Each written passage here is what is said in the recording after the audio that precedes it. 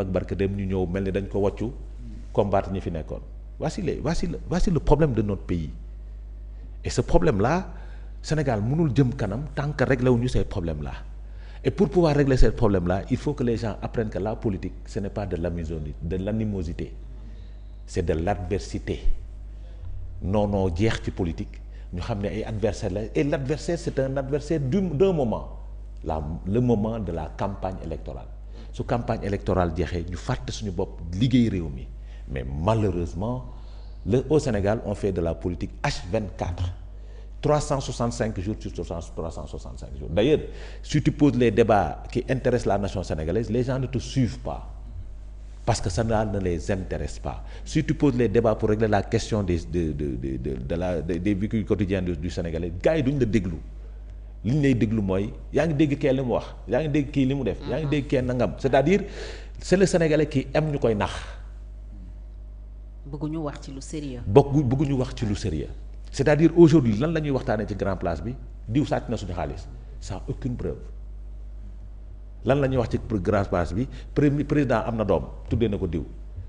est-ce que ça ces informations-là vont développer le pays. Ça ne change pas. Ça ne change pas ça le ne règle vécu. aucun problème. Ça ne change pas le vécu des Sénégalais. C'est-à-dire dañu war a ci dégg ci débat boo xamante ne mooy tax Sénégalais bi su xëyee mën a am dépense quoi Sénégalais bi su xëyee mën a dem dugg marché poisson te du fay 200 francs pour jënd quoi. Voici des questions véritables que yoo xamante ne dafa mériter askan bi toog ci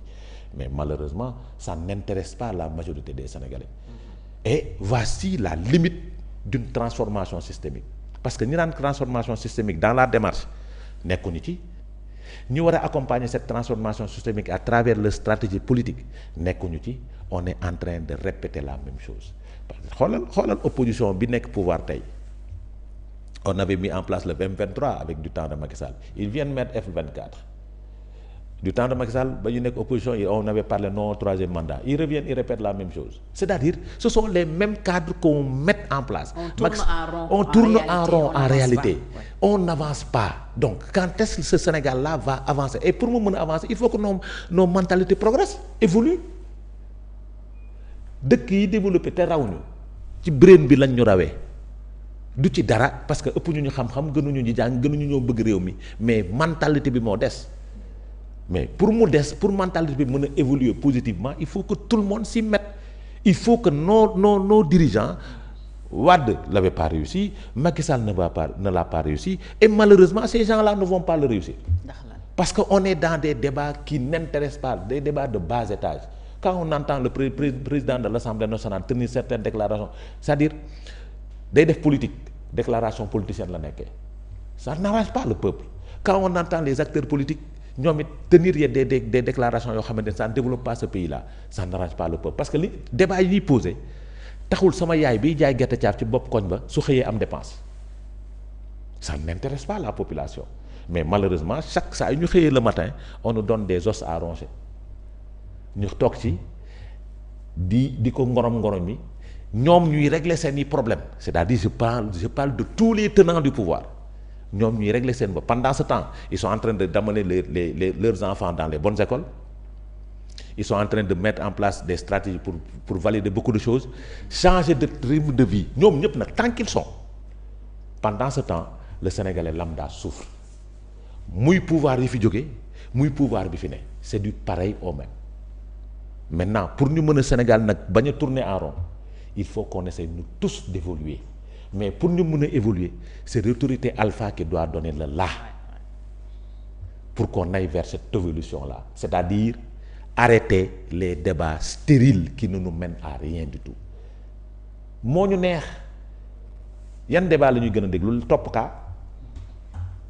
ban njëriñ la amee scandale ban njëriñ la ñu amal ça ne nous fait pas manger quoi ne nous fait pas vivre et malheureusement suñu société moo demee noonu c'est-à-dire dañuy xëy suba ba ngoon di wax ci faits divers Fatou on ne parle que de faits divers parce que faits divers là c'est pas des faits divers dafay dundal nit est-ce que tax na nit ki am dépense xam nga ku ciy gagné chaîne YouTube bi muy jàll mais est-ce que tax na nit ki am ci dépense non donc il faut que Sénégal ñu évoluer que notre mentalité puisse évoluer notre mindset puisse évoluer pour ñu xam ni un pays yàgg naa ko wax ce ne sont pas les tenants du pouvoir qui vont développer ce pays. Alors, mais la population mais pour mu am. oui. il faut la pédagogie par l'exemple. pour loolu mun a am. kuréelu opposition boobu lan la mën a def tey parce que dégg nañu El Malick Ndiaye mu ne l'opposition est inexistante maanaam fii daal opposition amu fi et c'est le même discours même que les autres leaders du PASTEF. C'est dangereux. Il ne faut jamais sous-estimer une opposition même su nekkee mooy bul xeeb fett. mooy mujj nekk daay. te moom leçon la ñoom seen pouvoir leçon la dañ leen a xeeboon tey ñu nekk daay. donc ñoom waruñu mun a am comportement bi mais c'est normal discours politicien la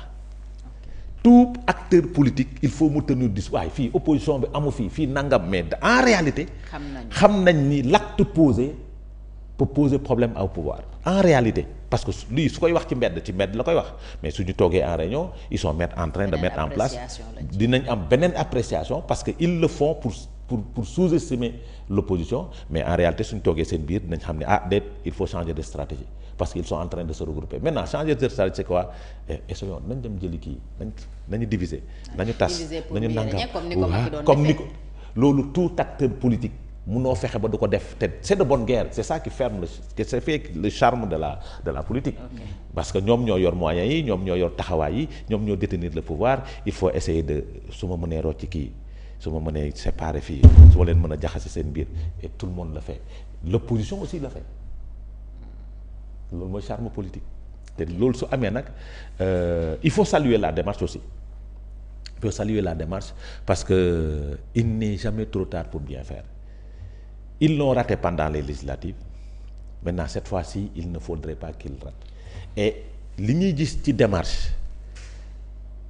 est-ce que c'est pas pour préparer les élections locales. mais bul fàtte ne nag opposition Sénégal dafa mës a am problème booloo. mais ça c'est un défi qu'elle peine cette opposition à relever. dinañ dañuy ànd ba nga ne noonu la. dañuy ànd